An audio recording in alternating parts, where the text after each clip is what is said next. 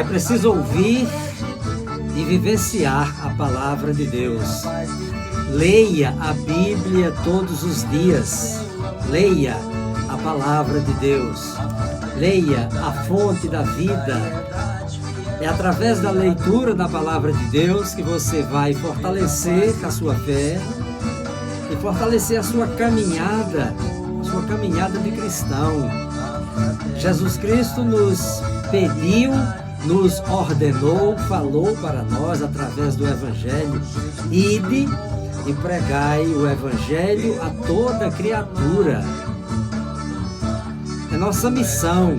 Então, pregar o Evangelho, anunciar o Evangelho, é um dever de todo cristão. Por isso eu convido você a estarmos juntos proclamando o Evangelho, proclamando a misericórdia de Deus, proclamando aquilo que Deus nos deu gratuitamente, como nós vemos aqui na carta de São Paulo aos Efésios 2, de 1 ao 10. E a palavra de Deus é muito clara, muito transparente, muito simples para entender. Aqui é o encontro com a luz, a pureza, a simplicidade do Evangelho em sua essência, na essência da palavra. A essência do Evangelho é que Jesus veio ao mundo para salvar a humanidade. Jesus veio ao mundo para nos dar o perdão dos pecados, dos nossos pecados. E a palavra de Deus nos ensina a sermos assim e vivermos assim. Por isso que é importante ler a palavra de Deus. Minha maior missão hoje, é anunciar o Evangelho e incentivar as pessoas a ler a palavra de Deus. Vamos ler a palavra de Deus. A salvação pela graça de Cristo.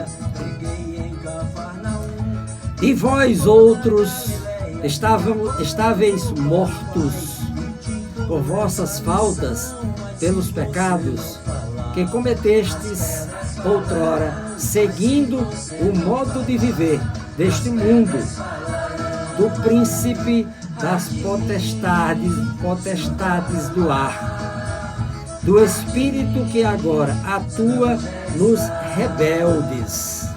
A palavra de Deus nos alerta isso. Também nós, todos éramos deste número, quando outrora vivíamos nos desejos carnais, fazendo a vontade da carne e da concupiscência. Éramos como os outros por natureza, verdadeiros objetos da ira divina. Mas Deus, que é rico em misericórdia, impulsionado pelo grande amor com que nos amou, quando estávamos mortos em consequência de nossos pecados, deu-nos a vida juntamente com Cristo. É por graça que fostes salvos. Juntamente com Ele, nos ressuscitou e nos fez assentar nos céus com Cristo Jesus. Ele demonstrou assim pelos séculos futuros a imensidão das riquezas de sua graça, pela bondade que tem para conosco em Jesus Cristo. Porque é gratuitamente que fostes salvos mediante a fé. Isto não provém de vossos méritos, mas é puro dom de Deus. Não provém das obras, para que ninguém se glorie. Somos obra sua, criados em Jesus Cristo, para as boas ações que Deus de antemão preparou para que nós as praticássemos. Palavra da salvação, palavra do Senhor. Leitura da carta de São Paulo aos Efésios 2, de 1 ao 10. Palavra do Senhor. Amém. Vamos ler a palavra de Deus, vamos proclamar o Evangelho. O salmo de hoje nos leva a uma oração. Aclamai o Senhor por toda a terra. Servi o Senhor com alegria. Vinde e entrai exultantes em sua presença. Sabei que o Senhor é Deus. Ele nos fez e a Ele pertencemos. Somos o seu povo e as ovelhas de seu rebanho. Entrai cantando sob seus pórticos. Vinde aos seus átrios com cânticos. Glorificai-o e bendizei o seu nome, porque o Senhor é bom, sua misericórdia é eterna e sua fidelidade se estende de geração em geração. Salmo 99, para meditação, para reflexão, para oração. Leia o Salmo 99 e lendo assim a palavra de Deus, você está com certeza fortalecido na fé, na esperança e na certeza da conquista da sua salvação. Essa é a minha missão, essa é a sua missão. Vamos juntos anunciando o Evangelho. Vamos pedindo uns pelos outros, vamos orando uns pelos outros para que a palavra de Deus possa chegar longe a todos os irmãos. O Evangelho de hoje, Jesus Cristo, segundo Lucas 12, de 13 ao 21. Jesus nos conta a parábola do homem rico. Disse-lhe então alguém no meio do povo: Mestre, dize a meu irmão que reparta comigo a herança. Jesus respondeu-lhe: Meu amigo, quem me constituiu juiz ou árbitro entre vós? E disse então ao povo: Guardai-vos escrupulosamente de toda a avareza, porque a vida de um homem, ainda que ele esteja na abundância, não depende de suas riquezas. E propôs-lhe então esta parábola. Havia um homem rico, cujos campos produziam muito. E ele refletia consigo: que farei? Porque não tenho onde recolher a minha colheita. Disse-lhe então ele: farei o seguinte: derrubarei os meus celeiros e construirei maiores. Neles recolherei toda a minha colheita e os meus bens. Direi à minha alma: ó minha alma, tens muitos bens em depósito para muitíssimos anos. Descansa, come, bebe e regala-te. Deus, porém, lhe disse: insensato, nesta noite ainda exigirão de ti a tua alma e as coisas que ajuntastes. As coisas que ajuntaste, de quem serão? Assim acontece ao homem que entesoura para si e não é rico para Deus. Palavra da salvação, glória a vós, Senhor.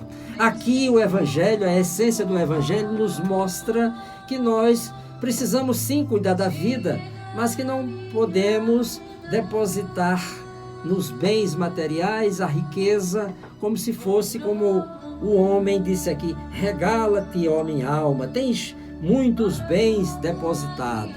Naquele mesmo dia, chamaram a sua alma e ele deixou tudo o que construiu para quem?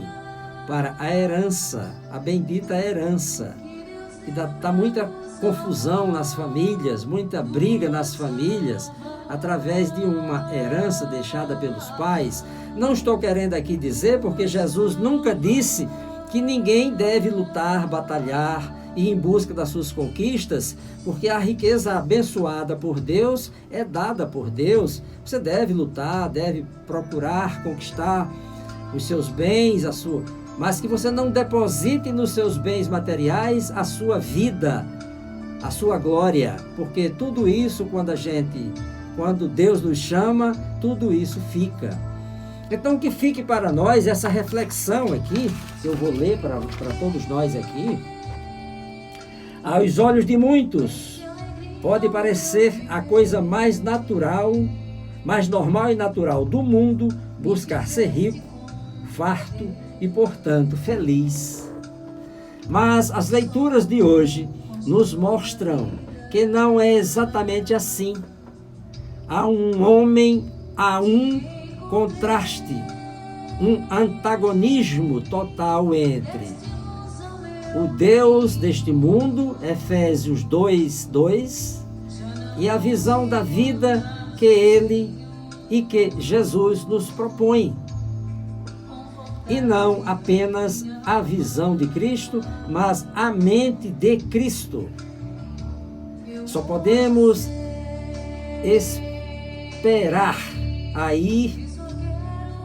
esperar ir para o céu se nos esforçarmos por ver e pensar como Jesus, isto é, a só confiança em Deus, a ponto de sequer a ameaça de morte a escurecer o horizonte da vida que ressurge.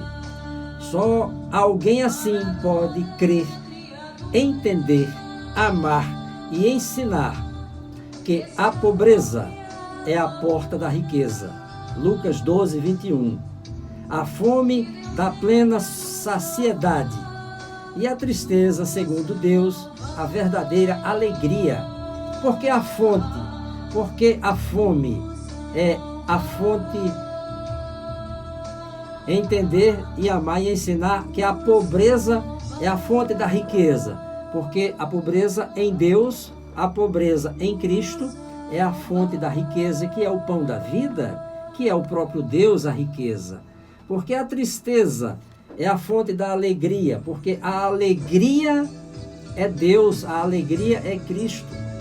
Não é que você vai viver com fome, nem é que você vai viver triste, mas saciar a sua fome é o pão da vida, que é Jesus. A alegria da sua vida é o próprio Deus, é a palavra de Deus, é Jesus. Então, irmãos e irmãs, essa é a essência da palavra, a essência do Evangelho nos ensina que devemos sim buscarmos em Deus todos os dias a sabedoria do Espírito Santo, para que nós, ouvindo a voz de Deus, entendamos, compreendamos muito bem o que Deus quer de cada um de nós. Fiquemos todos na paz de Jesus e fique com você essa mensagem. Leia a Bíblia todos os dias. Amém.